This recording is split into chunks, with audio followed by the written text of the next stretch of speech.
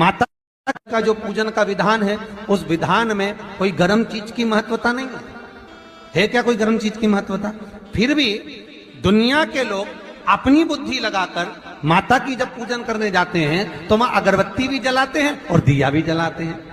अब एक तरफ तो तुम माता को ठंडा पानी का भोग लगा रही हो, एक तरफ तो ठंडा भोजन चढ़ा रही हो, एक तरफ तो ठंडे का प्रयास कर रही हो, और ऊपर से माता को तुम दिया लगाकर अगरबत्ती लगाकर तुम माता को सम्मुख में गर्म तत्व को प्रदान कर रही हो। और फिर आकर कहती हो कि मेरा बच्चा क्यों बीमार पड़ता है, मेरे पति को आगे बार बार ये कष्ट क्यों आता है, घर में लोग चिड़चिड़े क्यों हो जाते हैं, घर में लोग क्लेश क्यों करते हैं, आखिर कारण क्या है? तो कारण तो तुम खुद हो कि जो चीज लिखी है वो ना करते हुए दुनिया जो कर रही है तुम वो करना चाहते। तुम भगवान की पूजन उस विधान से नहीं करना चाहते जो विधान शास्त्रों में, जो शास्त्रार्थ विधान कहता है।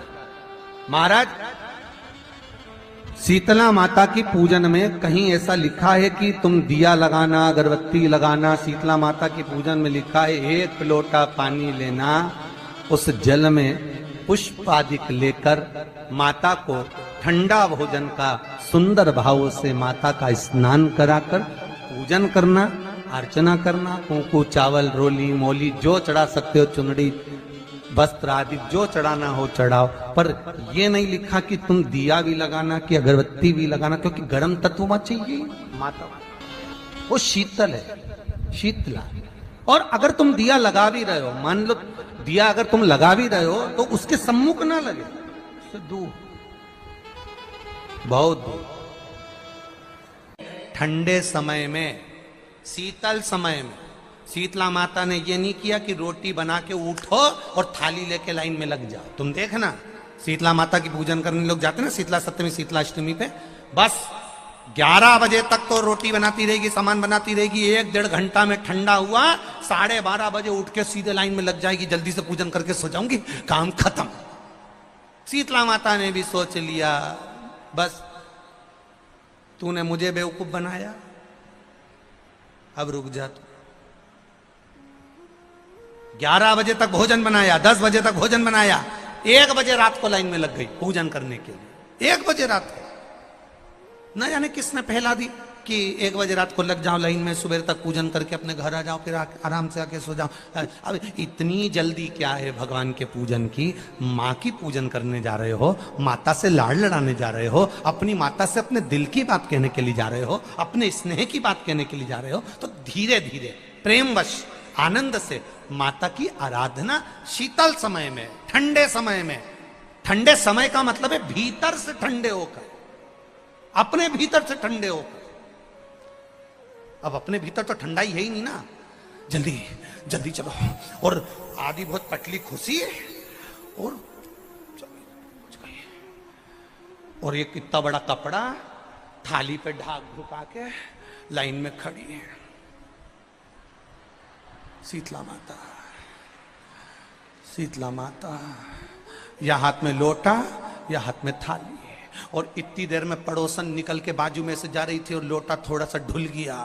अब यहां शीतला माता की पूजन करनी आई और ये हो गई चंद्र घंटा, लोटा जरा सा ही पानी का झलका, देख के नहीं चल सकती। ठंडा भोजन हाथ में, लोटा ठंडा पानी का, और अंदर अग्नि। शीतला माता भी कह रही इसको अजान दो पहले, इसको क्या मतलब? भीतर से शीतल होइए, भीतर से ठंडे होइए। चित्त वृत्ति मन जब भीतर से शीतल होगा, ठंडा होगा, तो मेरी शीतला माता, तुमने पूजन करा ना करा, मेरी शीतला माता प्रसन्न हो जाएगी। बस भीष्म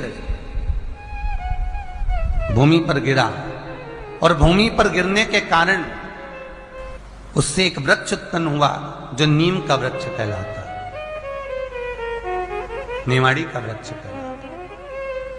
इसलिए साउथ में, दक्षिण में नीम के वृक्ष को स्वयं देवी का प्रतिबिंब माना जाता है। नीम के वृक्ष को स्वयं माता का प्रागट्य उत्सव माना जाता है।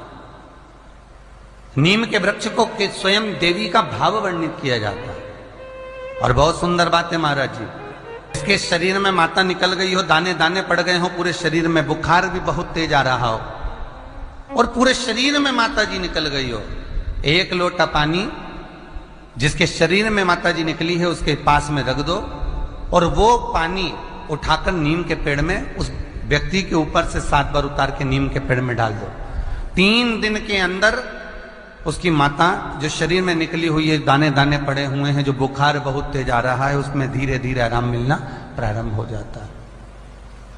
यहां तक शास्त्र कहता है कि किसी व्यक्ति को अचानक बहुत तेज बीमार आ गया, बहुत तेज बुखार आ गया, या एकदम,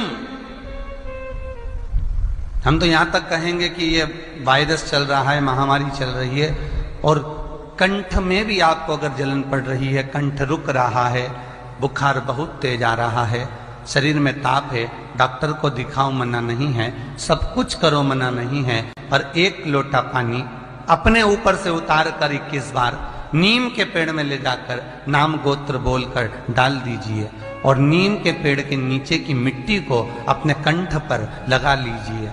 20 से 25 मिनट बाद आपको आराम लगना प्रारंभ हो जाएगा। ये उमा देवी है।